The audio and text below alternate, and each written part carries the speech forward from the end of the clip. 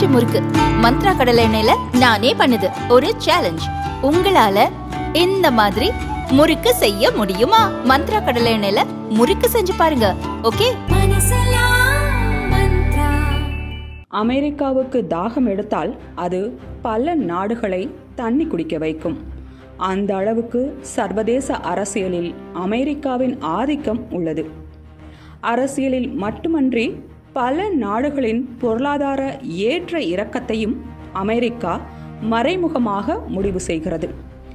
அமெரிக்க தேர்தலுக்கு ஒரு நாள் முன்பு இந்திய பங்கு சந்தை வீழ்ச்சியுடன் தொடங்கியதே இதற்கு உதாரணம். அமெரிக்க அதிபராக மீண்டும் டொனால்ட் ட்ரம்ப் தேர்வு செய்யப்பட்டிருப்பது சில நாடுகளுக்கு ஆனந்தமாகவும் சில நாடுகளுக்கு அதிர்ச்சியாகவும் இருக்கிறது. பாரத பிரதமர் மோடி, இஸ்ரேல் பிரதமர் பெஞ்சமின் நெதன்யாகு, சவுதி அரேபியாவின் பட்டத்து இளவரசர் முகமது பின் சல்மான், ரஷ்ய அதிபர் விளாடிமிர் புட்டின், இத்தாலிய பிரதமர் ஜார்ஜியா மெலோனி, துருக்கி அதிபர் எர்டோகன், வடகொரியா அதிபர் கிம் ஜாங் உன், ஹங்கேரி பிரதமர் விக்டர் ஒர்பான் மற்றும் அர்ஜென்டினா அதிபர் ஜேவியர் மிலி போன்ற சர்வதேச தலைவர்கள் ட்ரம்ப் வருகையால் மகிழ்ச்சியில் இருக்கின்றனர். அதே நேரத்தில் ஈரான் தலைவர் அலி கமேனி, சீன அதிபர் ஷி ஜின்பிங் போன்ற தலைவர்கள் அதிர்ச்சியில் இருக்கின்றனர். ரஷ்யா மீது தாக்குதல் நடத்த உக்ரைனுக்கு 5,40,000 கோடி ரூபாய் மதிப்பிலான உதவிகளை ஜோ பைடன் அரசு செய்தது. உக்ரைன் ரஷ்யா மோதல் முடிவுக்கு வராமல் இருப்பதற்கு ஜோ பைடன் தலைமையிலான அமெரிக்க அரசு செய்த உதவியும் ஒரு காரணம். பைடனுக்கு பதில் அந்த இடத்தில் ட்ரம்ப் இருந்திருந்தால் உக்ரைனுக்கு இவ்வளவு உதவிகளை செய்திருக்க மாட்டார் என்பதே நிதர்சனம். புதினுக்கும் ட்ரம்புக்கும் இடையேயான நெருக்கம் மூன்றாம் உலகப் போர் உருவாவதை ஒருபோதும் அனுமதிக்க மாட்டேன் என்று ட்ரம்ப் பேசியது, நேட்டோ நாடுகளை அமெரிக்காவுக்கு ஒரு பொருளாதார சுமையாக ட்ரம்ப் நினைப்பது என பல விஷயங்களை ஒன்றிணைத்து பார்த்தால் ஜனவரியில் ட்ரம்ப் பதவியேற்ற பின் உக்ரைனுக்கான உதவிகள் நிறுத்தப்பட வாய்ப்புள்ளது. இது ரஷ்யாவுக்கு ஆறுதலாகவும் உக்ரைனுக்கு அதிர்ச்சியாகவும் அமையும். ஆசியா பசிபிக் பிராந்தியத்தில் தென்கொரியா, தைவான், ஜப்பான் ஆகிய நாடுகளுடன் அமெரிக்காவுக்கு நல்ல உறவு இருந்தாலும் சீனாவுடனும் வடகொரியாவுடனும் அமெரிக்காவுக்கு நல்ல உறவு கிடையாது.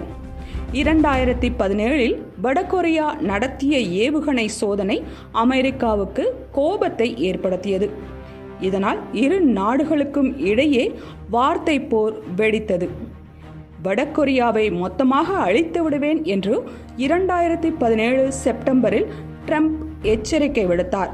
We will have no choice but to totally destroy North Korea. Rocket Man is on a suicide mission for himself and for his regime. The United States is ready, willing and able. அதற்கு அடுத்த நாளே Trump ஒரு மனநோயாளி என்று வடகொரியா விமர்சித்தது. At the UN, the imperialist dog Trump launched a pop-based attack calling me Rocket Man, a reference to Elton John's 1972 hit single. This is ridiculous. அது மட்டுமன்றி அதே ஆண்டு நவம்பரில் அமெரிக்கா வரை சென்று தாக்கக்கூடிய ஏவுகணையை வடகொரியா சோதனை செய்தது. இதனால் இரு நாடுகளுக்கும் இடையேயான உறவில் விரிசல் அதிகரித்தது. ஆனால் அதில் திடீர் மேஜிக் போல 2018 ஜூன் மாதம் வடகொரிய அதிபரும் டொனால்ட் ட்ரம்பும் நேரில் சந்தித்து பேச்சுவார்த்தை நடத்தினர். அதைத் தொடர்ந்து கொரிய தீபகற்பத்தில் அணு ஆயுத பிரயோகம் இருக்காது என்று வடகொரியா உறுதியளித்தது. இது இரு நாடுகளுக்கும் இடையேயான விரிசலை குறைத்தது. பின்னர் 2020 கொரோனா பரவலில் இருந்து மீள வடகொரியாவுக்கு உதவ தயார் என்று ட்ரம்ப் கூறினார். அதே ஆண்டு இறுதியில் ட்ரம்புக்கு கொரோனா பாதிப்பு ஏற்பட்ட போது அவர் விரைவில் நலம் பெற வேண்டும் என்று கிம் ஜாங் உன் செய்தி அனுப்பினார். இது இரு நாடுகளுக்கும் இடையே பல ஆண்டுகளாக இருந்த விரோத போக்கை முடிவுக்கு கொண்டு வந்தது.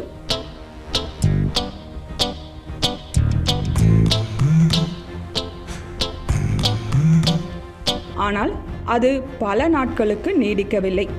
2021 அமெரிக்க அதிபராக பதவியேற்கும் முன்பே ஹிட்லர் போல கொடூர குணம் கொண்டவர்தான் கிம் ஜாங் உன் என்று கடுமையான விமர்சனத்தை வைத்து ட்ரம்ப் செய்த அனைத்து டிப்ளமேட்டிக் முயற்சிகளையும் ஜோ பைடன் நாசம் செய்தார்.